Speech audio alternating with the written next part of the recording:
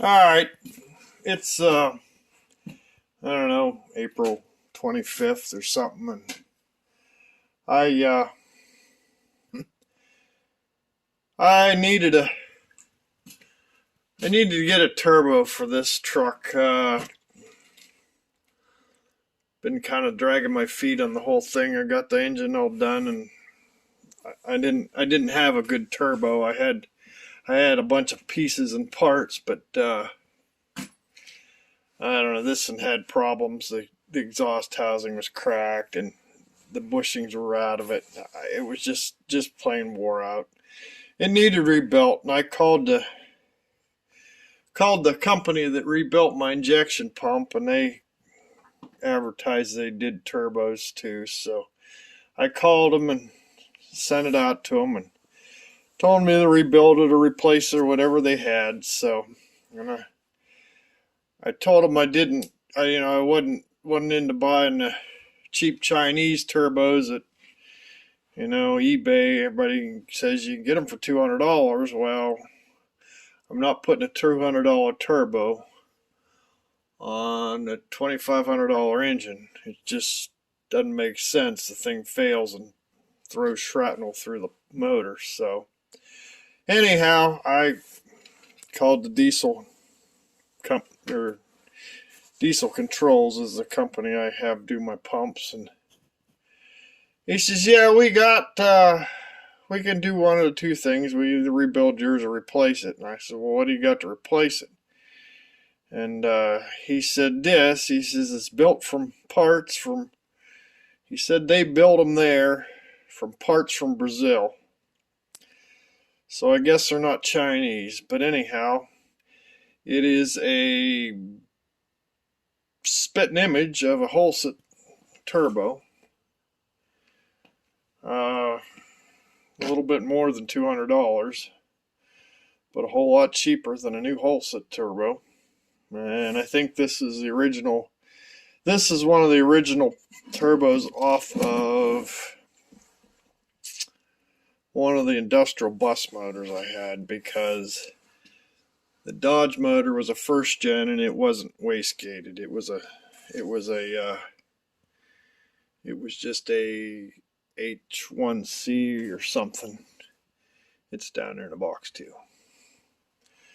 Anyhow, it was non-wastegated, and I wanted a wastegated one because that limits your boost pressure and gets your boost up lower RPM. Anyhow, so they built me this one, and I'm really impressed with the quality of the housings and stuff, and it is a spitting image of that one. So, and that one's, as you can see, is well rusted and well worn. I don't know if you can see this, but it's a little blurry down in there because it's focusing on my fingers, but the bushings are out of it. So it's done. And this one's brandy new. I don't know what that number means, but anyhow, that's my turbo. I think since you've seen this last, I've got power steering lines hooked up. I don't think I've done anything else over here. I've worked on getting my throttle. My throttle and my kill. This is the throttle down here, and my kill switch hooked up. And I don't have any shut off solenoids, and I've never had any luck with them, so I just put a cable on them. It's simple and old school, and it works. So I hooked up my power steering hoses, and I watch some of the Cummins things on Facebook. Everybody's always asking, what do you use for hoses? What do you use for hoses when you put a 12 valve in a Ford truck?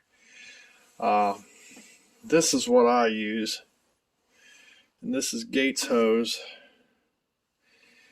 And Gates calls that end an MFA. You can't read it there. It says it right there, and the light's reflecting off of it. Yeah, that's pretty good. MFA, but it's a steel compression fitting, and this is 3/8 hose. And I just cut the original steel lines off and put the compression fittings on there and put new hoses in everywhere. So many of these guys pieces and parts together, and they put hose joiners and things like that, crimp the wrong hoses. This is all brand new hose. This is all 3/8 hydraulic hose. And there's the compression sleeve. These are steel compression sleeves. They're made for 3,000 pounds. You crimp them on there. And of course you got to save your ends, whatever they are. This is a Saginaw pump. And I think I changed the back of it over to a 3/8 inverted flare, and this had a vacuum pump on here, and I took the diaphragms off and gutted that out because well, I didn't need vacuum for one, and it was missing parts. All I needed was this bracket and the gear to drive the Saginaw pump. And that's the same Saginaw pump that General Motors has been using for, I'd say, 50 years, because it was back in the 60s they started using that stuff. But anyhow, yeah, I used 3/8 inverted. I've got a compression fitting here into the Hydro Boost, a compression fitting there, out and back to my steering box, and this I think is 5/16 one here. This is 3/8 hose and 5/16. But that's how I run my power steering lines. And this, of course, is just a return line. And I made a T with just hose barbs to return into my power steering pump, because this was just a reservoir off of a standard pump, and it doesn't have two return lines. I think some of the Dodge ones had two return lines brazed in, which was easy enough to do too. I could have done that. Anyhow, that's that. I don't have the fuel lines hooked up yet. My mission tonight is to get the turbo on. And I'm going to have to plug this hole here because that was for the turbo line for the Hulset. Yeah. Let's see, I don't have anything done in here. I did finish putting the dash together because I need to mount my gauges. I got a set of gauges for it, so. Anyhow, I've been cleaning up and putting things back in here. I put the headliner back in.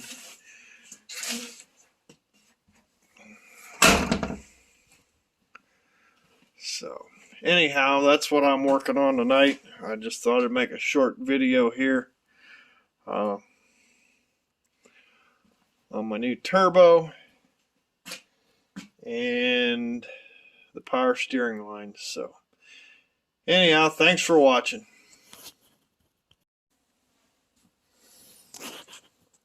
Well, I got it mounted up there, and boy, does it just screams going fast. I don't know. I've had some guys say you need to take this ring out of here. I don't know about that. Makes it louder, whistle louder. Yeah, I was hunting through the inventory trying to find a band clamp for this. Now I got to find a nut for it. It's probably metric. It's probably a lock nut.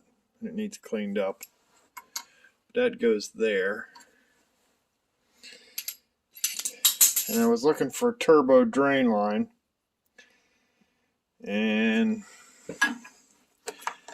with it clocked the way it is, it was just being an issue here. You know, go that way, but the drain line is back there behind the oil filter, right there. That right there is the drain tube.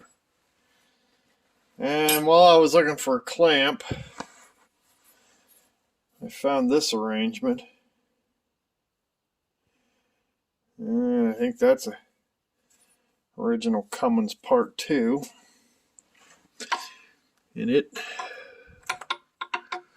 swerves this way to get around the wastegate actuator, and actually goes right back there where the drain tube goes. That's going to be perfect. That's exactly what I need. So, yeah, I'm glad I was hunting for that. Need to get that cleaned up too. But, yeah, there it is mounted. I'm going to cover it up. I got a downpipe for it right there, but I think it's going to have to be cut and manipulated to get right out through there. Yeah, I'm happy that I found them parts. So I think I'm going to cover it up and call it a night.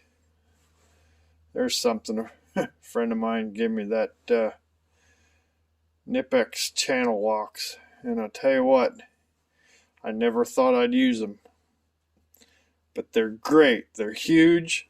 They grab a hold of things. When them jaws grab a hold of it, it don't let go. I'd highly recommend them. A friend of mine, J.C. Smith, gave me them, and I thought I'd never use them, but I've used them a lot. Thank you, J.C.